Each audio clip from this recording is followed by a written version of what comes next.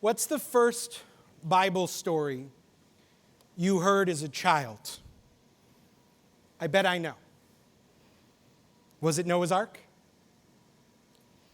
From a very young age, we tell kids the story of Noah bringing the animals on the ark 2 by 2. Many a baby's nursery is adorned with pictures of giant boats brimming with animals. Up until about a year ago, the naming certificate that we gave to parents on a child's bris or simchat bat had a picture of the ark. Have you ever thought about how weird that is? This is not a happy story. This is a story about a society so full of sin that it leads to the annihilation of everything on earth. Isn't it strange that we paper babies' walls with artwork about genocide? Although, to be fair, I decorated my kids' nurseries in the themes of Harry Potter and Star Wars, 2 stories of life and death struggle between good and evil, so I guess I don't have much room to talk either. There's this wonderful service for Jewish parents called PJ Library. If you don't know about it and you know someone with Jewish kids, you should totally sign them up. Every month they send you a free, age-appropriate Jewish book. It's fantastic. And did I mention it's free? A few times now, PJ Library has sent my kids Noah's Ark books so that we have maybe 5 or 6 at home. This has led to my new favorite question: how will a book for toddlers deal with the themes of this story? The answer is most often avoidance. God told Noah that God was going to destroy the earth for reasons that are complicated. You know what? Let's not talk about it. Look, giraffes. Some of these stories begin with the family already on the ark, and the reasons that they are living in this zoological houseboat are never even acknowledged. I wonder if my kids are growing up to think that Noah was just an eccentric with a floating menagerie. But in every book they draw the ark, and on every ark there is a window, or a series of windows on the top deck. This likely comes from a single word in God's instructions in chapter 6 of Genesis. God says that there should be a tzohar in the roof of the ark. Now, this is a difficult word to translate because it is something called, this is one of my favorite phrases, hapax legomenon, which means it's a word that's only used once in the entire Torah. Most commentators understand the tzohar to be some kind of window or opening, but the exact look and function of the tzohar is unclear. And because the Torah contains very few details on what the ark should look like, the fact that the tzohar is included at all indicates that it's something important. The rabbis all seem to agree that the purpose of the tzohar was to provide light inside what would have otherwise been a very dark ark. It makes sense. If you're going to fill an ark with animals, you're going to want to know where you're stepping. But the rabbis debate the form that this source of illumination took. Rabbi Abba Bar Kahana says that it was a window with clear glass to let in sunlight.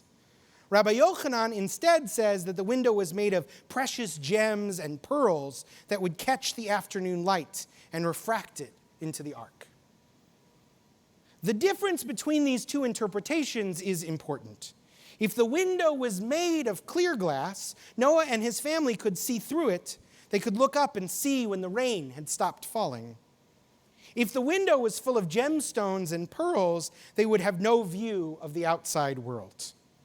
And it was not just the rain that they would not see. The real view out the window was the thing which my PJ Library books have worked so hard to conceal. Would Noah and his family have seen their drowning neighbors? Rabbi Baruch Epstein published a commentary on the Torah in 1902 called Torah Temimah.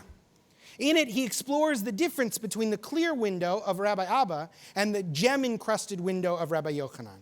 Rabbi Epstein understands that only a truly righteous person would have the right to see the punishment that God had delivered to the world full of sinners. There's this whole debate in rabbinic literature about how good Noah really was. Was he truly righteous, or was he only the best person in an irredeemable world of sinners, God's only option to save something of humanity? You'll hear some wise reflections on this debate in Emily's Devar Torah tomorrow morning. But for Rabbi Epstein, this debate is summarized in this question: was Noah righteous enough to have the merit to see his neighbors drown? And in this way, I think that Epstein misses something important. I believe it's not a sign of Noah's righteousness if he is allowed to look out at his suffering neighbors. Rather, Noah is righteous if he chooses to see them. When the world outside our window is depressing and bleak, it is tempting to pull the shades closed. But righteousness is not turning away from our neighbors, especially when they are suffering. This is not easy, especially when we too are suffering. Noah and his family had lost so much. The Talmud describes their time in the ark as a state of perpetual mourning. They had to live each day with the burden of knowing that they were the last few survivors, that they had to do all the hard work of protecting everyone who was with them in the ark. Could we have blamed them for wanting a pretty gemstone window which would have let in beautiful prismatic light without forcing them to stare at the world around them as the water slowly rose? But I think the Sohar in the ark comes to remind us that even when times are hard for us, we cannot look away. We know something about how hard it is to stay tuned into the suffering of the world when we are also suffering. These many months of pandemic have asked us to make our homes into arks, places of refuge. And we've stayed in those small arks as the literal and figurative storms have raged outside our windows. We have cared for ourselves and our families and our pets, just like Noah and his family tending to the creatures of the ark. And with all the challenge and hardship inside our own arks, it was tempting to shut out the suffering of our neighbors. But the Noah-like choice, the righteous choice, is to hold our suffering and their suffering at the same time. But building the heart muscles that allow us to do this for sustained periods of time is difficult. And I believe that one of the things we do to strengthen our muscles in that way is come to prayer. In a different section of the Talmud, that same Rabbi Yochanan commands that a person should only pray in a room with windows. This is more than a matter of praying in rooms that are light and airy. Rabbi Yochanan understands that our prayers need to be engaged with the outside world. We pray with one eye turned to the world beyond these walls, because if there is suffering out there, it has to shape what we say in here. We come here not to shut out the world for a time, but to build our capacity for empathy so that we can be better humans when we leave this place. Today marks the beginning of World Homelessness Weekend, a time when churches, synagogues, and mosques all over the country are sharing messages about the ongoing crisis of homelessness. We know the feeling of driving around Houston and seeing individuals experiencing homelessness and feeling the temptation to roll up our windows or look away. I live just a few blocks from a homeless encampment, and I have to push myself to remember that when I think of my neighbors, I should include those folks too. I have struggled to know what it means in this context to love my neighbor, to see his suffering or address her needs. Why does World Homelessness Day target communities of faith for this message? Because I think they know what Rabbi Yochanan knew, that what happens in here affects the kind of neighbors we are out there. We come here to remind ourselves that we are all in the same boat, so that the next time we sail past someone who is struggling, we will be less likely to look away. When Rabbi Yochanan deduces that all synagogues should have windows, the source texts he brings is from the prophet Daniel. Daniel was in exile in Babylonia, and there was a threat against his life. So he went to the upper floor of his house, where he had a window that faced toward Jerusalem, the homeland where he longed to be, where he knew he'd be safe. There at the window, he prayed to God for protection and salvation. Dr. Erica Brown writes, Yochanan's use of the Daniel text adds yet another dimension to the window rule. The window faces in the direction of his longing. To be in exile is its own state of darkness and paralysis. It stifles autonomy and creativity. It is limiting in the way that a room without windows shuts out light.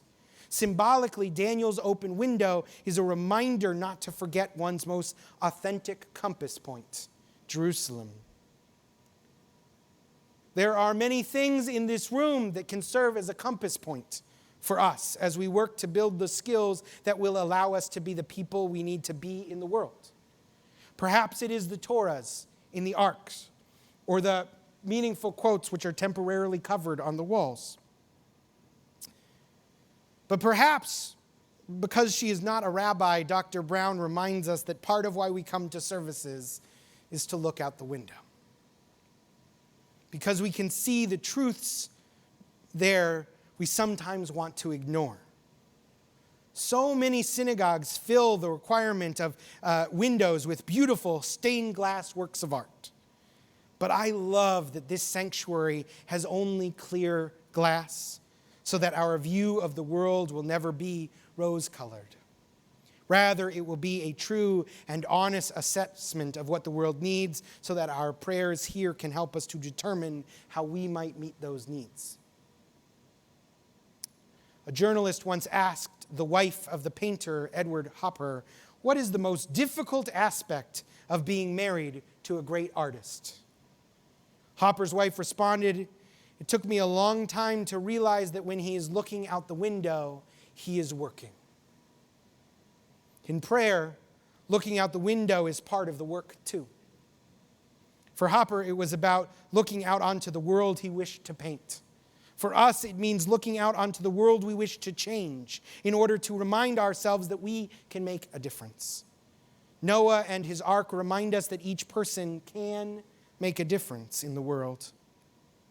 But only if we can construct a tzohar, a window, that allows us to look out on that world, to see its beauty, but also its brokenness, to see the people who are drowning.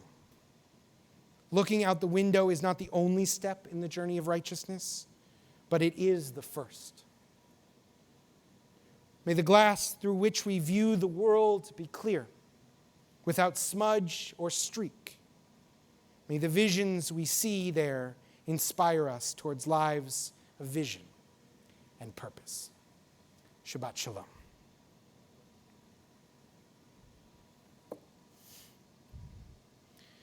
We continue now with Aleinu L'Shabeach, which can be found at the bottom of page 282. Please rise.